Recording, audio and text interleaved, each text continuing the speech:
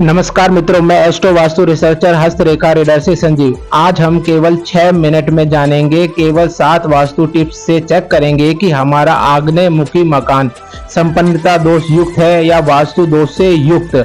आग्नेय मुखी मकान, पहले हम दिशा के बारे में जाने तो मेरे हिसाब से सबसे बेहतरीन दिशाओं में से एक दिशा आग्नेय दिशा को शामिल किया जाता है, क्योंकि इसका इष्ट देव वायु देवता होते हैं जो दिव्य शक्ति संपन्न पंचभूतों के स्वामी होते हैं तथा कर्म फल का गति के अनुसार हमें परिणाम देने वाले और शक्ति देने वाले होते हैं। तथा दूसरा, यह क्षेत्र सविता व सवितु पद को संरक्षित करता है। वह वहां पर पुनः संरक्षित या पैदा की जाने वाली ऊर्जा का क्षेत्र होता है, जो सबसे शक्तिशाली ऊर्जा क्षेत्र होता है, जो शोध मंथन चिंतन और अग्नि पैदा करने वाले पाचक और के लिए हमारे जीवन में बहुत अति आवश्यक होता है।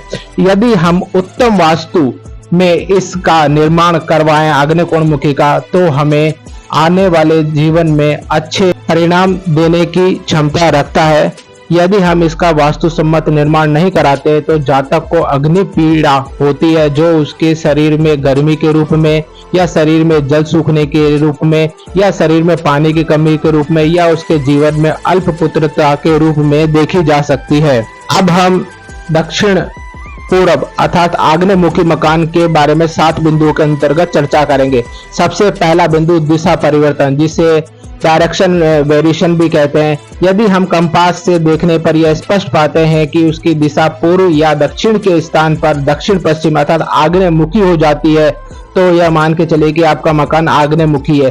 जिसकी पुष्टि हम इस तरह करेंगे कि हम सामान्य स्थिति में यह मानेंगे कि सूर्य जो सर्दी में घर के सामने बीचों बीच से उगता है, तो आप यह मान के चलिए कि आपका मकान आग्नेय मुखी है। द्वितीय बिंदु केंद्र स्थिति।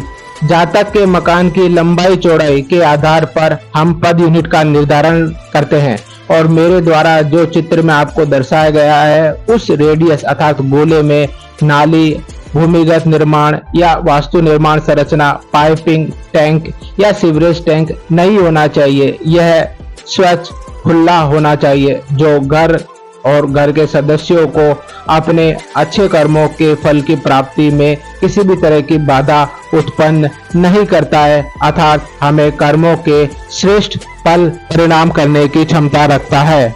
तृतीय, निर्माण।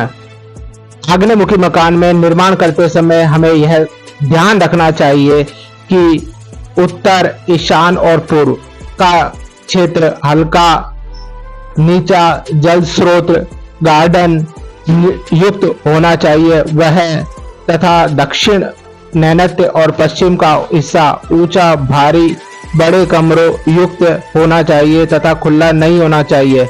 यह हमें निर्माण के अच्छे होने पर श्रेष्ठ परिणाम प्रदान करता है।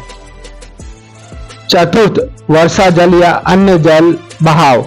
अर्थात आग्नेय मुखी मकान में यह महत्वपूर्ण बात ध्यान रखनी होनी चाहिए कि हमारे मकान में आग्नेय मुखी हमारा मकान है, तो जल का संचय छत पर या अन्य रसोई या बाथरूम का जो जल होता है पहले उत्तर या पूर्व की दिशा में जाना चाहिए या ढलान में पहुंचना चाहिए। उसके बाद वह घर के बाहर निकलना चाहिए, जिससे कि प्रसिद्धि, प्रत्येक कार्य में सफलता, वंश वृद्धि तथा कर्म फल में वृद्धि होती है। पंचम, छत पर प्रवेश। घर के ऊपर छत का दरवाजा केवल उत्तर या पूर्व की दिशा में ही खुला होना चाहिए। सीढ़ियां आपकी क्लॉकवाइज और विषम होनी चाहिए, जो हमारे लिए समृद्धिदायक होती हैं। षष्ठम, आकार। मकान का आकार चौसर या आयताकार होना चाहिए। आग्नेय मुखी मकान में वास्तु सम्मत निर्माण प्रशस्त किया जाता है, और वह वास्तु सम्मत ही होना चाहिए, जिससे कि आपको कर्म के अनुसार श्रेष्ठ फल मिले, बच्चों की या जातक की बुद्धि तीक्ष्ण हो तथा आप लोगों का पाचन तंत्र मजबूत हो तथा वंश वृद्धि पर्याप्त हो। सबसे अंतिम, प्रवेश द्वार। आग्नेय मुखी मकान की स्थिति सुनिश्चित होने पर पूर्व की दिशा से अगर वह आग्नेय मुखी हो रहा है, तो प्रवेश द्वार इंद्र व जयंत पद पर होने चाहिए, तथा दक्षिण की ओर से वह आग्नेय मुखी हो रहा है, तो घर के प्रवेश द्वार वृक्षाक्ष और पद पर होने चाहिए।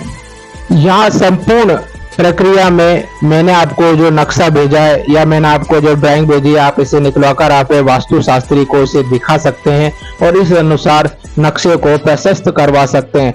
आग्नेयमुखी मकान हमेशा अच्छे परिणाम देने वाला होता है। यह एक तरह से न्यूट्रल मकान होता है। अगर आप इसे वास्तुसम्मत बनाएंगे तो यह श्रेष्ठ मकान होगा।